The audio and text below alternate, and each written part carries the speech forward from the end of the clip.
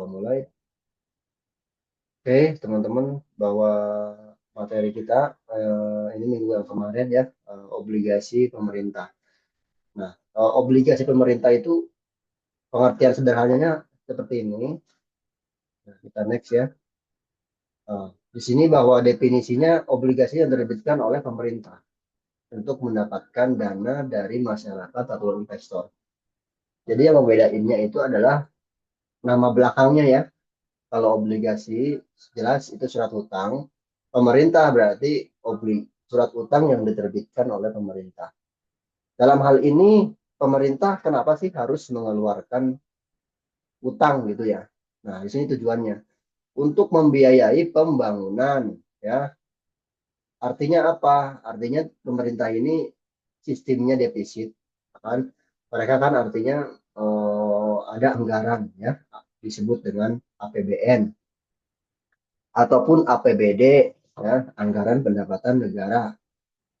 Di situ pemerintah membutuhkan dana buat pembiayaan, entah itu buat gaji karyawan, bukan gaji karyawan ya, gaji pegawai, PNS gitu ya. Terus juga untuk pembangunan lain-lain, APBN kan digunakan buat pendidikan, buat lain-lain. Nah itu semua dalam jumlah yang banyak. Nggak semua didanai oleh yang namanya pajak. Ya. Nggak semua ditutup dengan pendapatan negara. Jadi kadang pendapatan negara ini lebih kecil dibandingkan pengeluarannya. Nah ini disebut dengan defisit anggaran. Ketika ada defisit, nah maka kan perlu ada uang masuk lebih ya. Nah, maka dia mengeluarkan utang. Ternyata utangnya ini enggak ke luar negeri. Nah, sebagian diserap oleh domestik, artinya oleh warga negara. Nah, di sini terjadi menutup defisit anggaran. Gitu ya. Jadi artinya apa? Artinya pemerintah membutuhkan uang dengan cara menerbitkan hutang. Maka di sini disebutnya obligasi pemerintah. Dan juga di sini tujuannya untuk mendukung program pemerintah. Jelas ya, pemerintah butuh duit buat makan gratis ya, buat biaya sosial dan lain-lain itu sebagian di cover dengan menerbitkan hutang. Itu ya, pengertian sederhananya. Nah, sekarang karakteristik obligasi pemerintah seperti apa? Yang pertama adalah penerbitnya di sini ya, jelas ya, pemerintah dan negara. Nah, kalau kayak gitu Pak, ada mungkin negara lain ada. Jadi nggak cuma Indonesia, hampir ya negara-negara, bersemua negara juga menerbitkan yang namanya surat utang. Baik yang bersifat global maupun domestik. Jadi kalau yang domestik ya domestik, yang belinya warga negara Indonesia, mungkin warga negara asing, tapi secara umum yang domisili di domestik. Nah kalau sifatnya obligasi pemerintah sifat global itu akan yang beli biasanya negara lain gitu ya, atau investor yang ada di luar negeri. Dalam hal ini berarti penerbitnya adalah pemerintah ya. Yang kedua jaminan bahwa ini dijamin oleh kekuatan fiskal dan kredibilitas pemerintah. Nah, di sini sebetulnya kalau pemerintah menerbitkan itu sama aja kita menitipkan uang kita kepada pemerintahan tersebut atau negara tersebut. Nah, maka yang menjadi penting di sini adalah kredibilitas pemerintah tersebut ya. Jadi teman-teman juga mikir kalau mau investasi itu pasti lihat dulu negaranya ya, negaranya stabil enggak gitu ya, maju atau tidak, amanah atau tidak gitu ya. Nah, kalau negaranya lagi konflik gitu ya, seperti mungkin di Rusia, seperti saat ini di Afrika gitu ya, di Israel gitu, di Palestina, Timur Tengah, pasti investor pada akan kabur ya, nggak akan mau investasi di situ. Termasuk juga mau beli obligasi utangnya, pasti mereka nggak akan mau. Makanya ketika ada sebuah negara yang stabilitasnya kurang, biasanya akan terjadi yang namanya capital outflow. Itu artinya di situ investor asingnya pada jualan sebagian ya surat utang ataupun sahamnya. Sama juga sekarang yang ada berkonflik ya, pasti negara secara ekonomi ataupun eh, apa ya jaminan kekuatannya itu melemah karena mungkin terjadi konflik di negara tersebut. Makanya kalau mau negara maju itu perlu menjamin yang namanya kestabilan. Ini kekuatan fiskal juga ya teman-teman ya.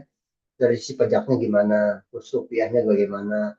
inflasinya bagaimana, pertumbuhannya bagaimana. Banyak faktor di situ, makanya pemerintah perlu fokus dalam hal ini untuk menjaga itu semua agar menjadi kredibilitasnya terjaga ataupun meningkat. Yang ketiga adalah imbal hasil, jadi bunga atau kupon yang dibayarkan secara berkala. Artinya dalam hal ini sama juga dengan obligasi pada umumnya ya, dia akan dibagikan berkala. Nah kalau SBN itu per bulan, tapi kalau fixed rate itu per 6 bulan. Ya, bisa juga kuartalan, tergantung kebijakannya. Tapi di sini artinya berkala kuponnya. Jangka waktu ini juga ada jangka waktu menengah, pendek, dan juga panjang. Nah, artinya teman-teman pemerintah mengeluarkan obligasinya ini bervariasi ya. Kalau jangka pendek biasanya 2 tahun minimum, ya. Ada jangka menengah 4 tahun, 6 tahun. Ada yang jangka panjang ada sampai 10, 20, 30 tahun. Ya, jadi variasinya ada dari sisi jangka waktu. Terus keamanan relatif rendah resiko. Artinya kalau perusahaan itu stabil, ya nggak ada gejolak, aman-aman, secara umum resikonya rendah ya di sini. Jadi kita makanya menjaga keamanan itu penting karena ini terkait dengan reputasi ya. Jenis-jenis obligasi pemerintah nih teman-teman ada 4 di sini ataupun 3 ya, sorry 3. Yang pertama SUN, surat utang negara. Ya, ini di sini dijelaskan obligasi konvensional seperti ORI. Contohnya ya teman-teman, surat utang negara. Jadi ini yang bersifat apa ya, konvensional berbasis bunga seperti itu ya. Terus yang kedua adalah sukuk negara. Nah ini yang minggu kemarin kita bahas ya, yaitu mengenai berbasis syariah sukuk negara. Jadi obligasi yang berbasis syariah, obligasi pemerintah yang berbasis syariah. Yang ketiga SBR, Saving Bond Retail, yaitu obligasi dengan penyesuaian bunga. Artinya dia bunganya ini floating. Ya. Kalau Sun dia cenderung tetap ya teman-teman ya, tetap fix gitu ya. Karena kalau saving bond ini fluktuasi mengikuti suku bunga. Kalau suku bunganya naikin.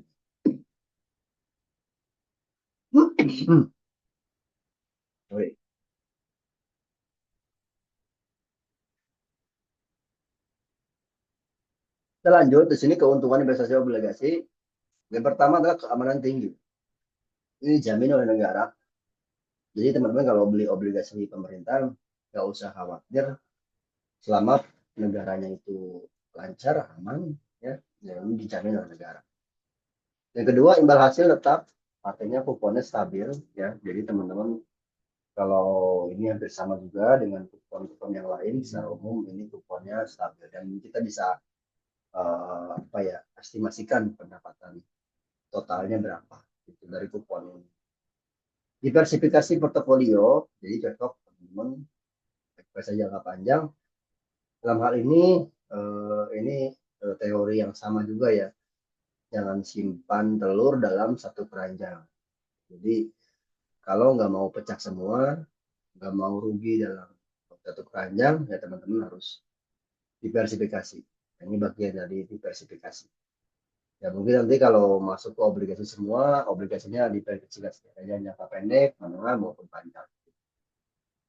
Ini juga yang keempat, keuntungannya adalah likuiditas. Dapat diperdagangkan di pasar sekunder. Ya, jadi teman-teman sewaktu-waktu butuh duit, itu nggak perlu khawatir, itu bisa dijual.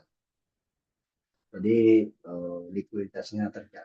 Dan pemerintah ini menjamin likuiditas tersebut. Ya, artinya mungkin ada yang dan bayarnya itu, ada yang mau beli gitu.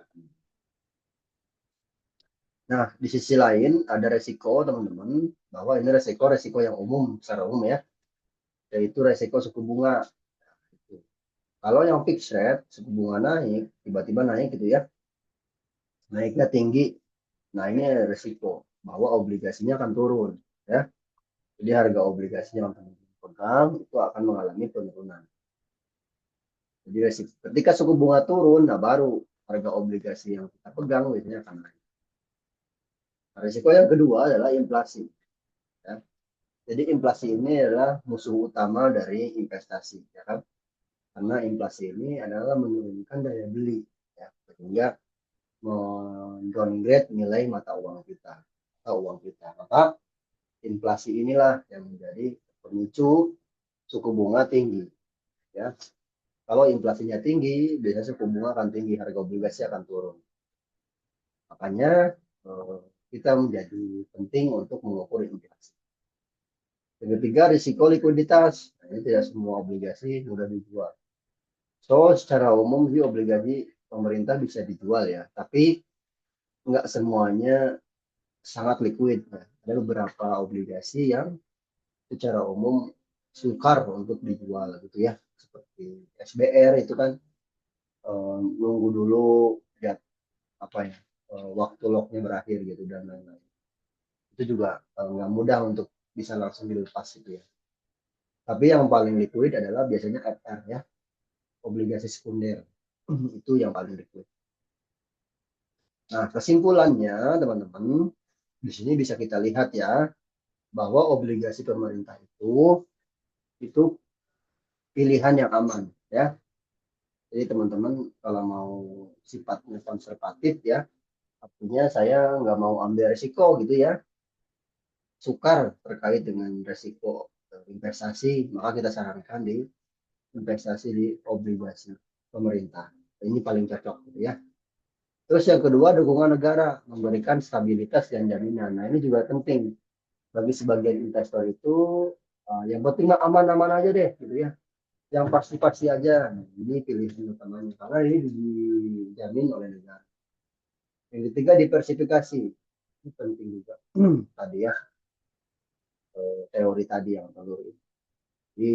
Di semua kita bisa simpulkan bahwa ada kelebihan dan kekurangan, tapi kalau kita perhatikan obligasi ini obligasi yang secara umum paling aman.